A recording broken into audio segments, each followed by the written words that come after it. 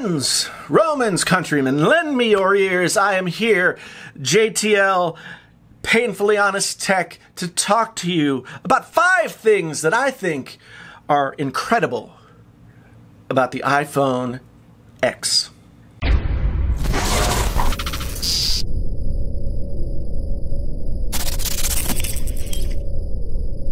Thing number 1, gesture UI.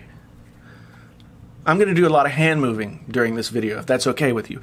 I actually do think this is pretty cool because gesture UI, being able to just sort of move your hand around the screen in the way that they demonstrated, I mean, I guess ultimately the line between the user and the device is going to get blurred and merge. I think with the Apple Watch, we are starting to see that happen as well with all the health stuff that they announced with that.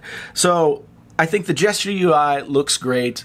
It's very different than what I expected to come out with this thing. So gesture UI is the number 1 thing that I think is pretty darn cool about the announcement yesterday. I've been using iOS 11 betas for a while now and had no inkling that there would be anything like that kind of UI integration into the iPhone XS, whatever you want to call it. I know it's going to work differently on the iPhone 8 because it's just going to be an iPhone 7S, but the gesture UI, cool. Second, and maybe this should be first, I don't know, depends. Face unlock. Face unlock has existed for a while, and it has not been super reliable, even to this day. I scan my face into this guy, and it works, and sometimes it doesn't. And I can't tell if it's lighting, too much, too little, what it is. Sometimes it worked in the dark. I don't understand. But anyway, it was funny when a dude from Apple was like, hey, let me show you how great this is, and then it didn't work. I read an article today that said that like stocks immediately started to fall when it didn't work. But then it got another one, and it worked, and everyone was happy again. Everyone was happy again. So that was fine. Yeah. Face unlock. Again, it's not new, but Apple is betting the farm that they can go away from a physical button and physical touch, not just to get into the phone, but also for things like commerce that, you know, they've relied on that Touch ID for a while to do those things. So now they are betting, they're for Apple, this is like riverboat gambling to say we're getting rid of our security feature that we've used forever and works great and going with something that's never worked all that well, but we have all this technology and 30,000 dots and, you know, infrared bloody blah blahs, and it's going to work. We'll see, won't we?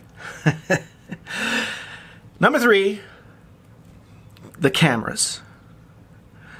For all you guys out there who are doing the YouTube, and the 4.5% of you ladies who are using your camera either as the main thing that you shoot video for, or if you're doing YouTube videos and you want a second camera. I use my cell phone camera as my B-roll camera all the time. And this is the first time I shoot on a Panasonic Lumix G7. That can only do 4K 30 frames per second. And Apple is releasing a phone that can do 4K 60 frames per second. That's insane. That's just crazy. And I don't know what to think about it, except the file sizes are going to be huge.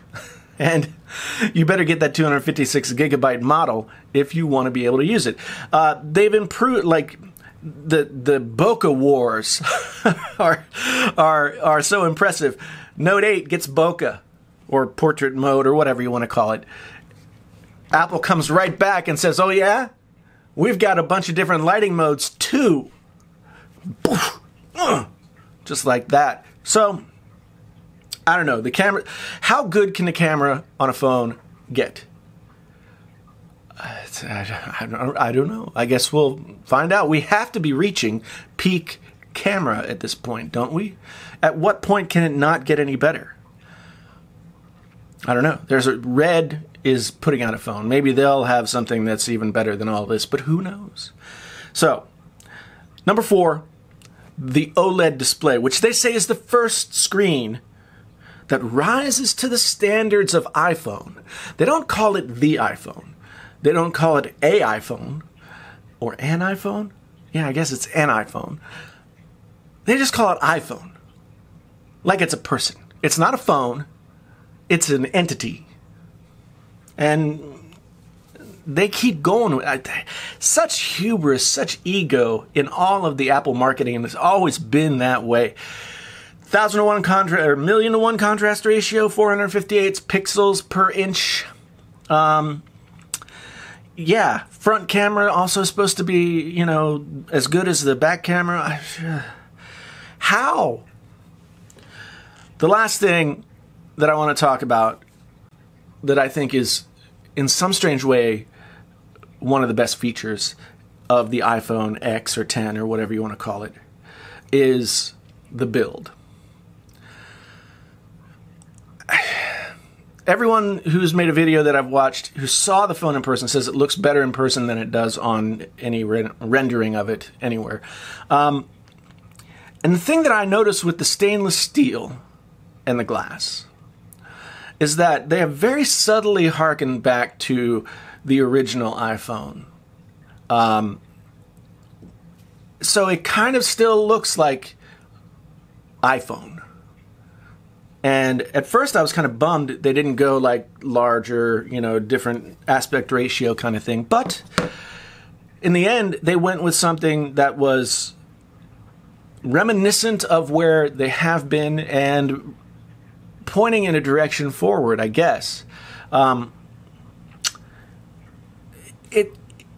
going to sell a million of them. You know, they could charge $1,500, and they would sell. They're going to sell them like crazy, aren't they? Yeah, they are. So those are my 5. What other ones have I missed? Tell me down in the comments, what have I missed? I want to know. And stay tuned for my 5 things that I think are sucky about the iPhone X. You may be surprised at what I come up with. Anyway, thanks for watching. Talk to me in the comments. Like, subscribe. I'm here every day because I have no life. So until the next time, my name is Jason. Used to be known as the JTL. Now it's Painfully Honest Tech, painfully honest thoughts about the iPhone 10. Till the next time, I'm out.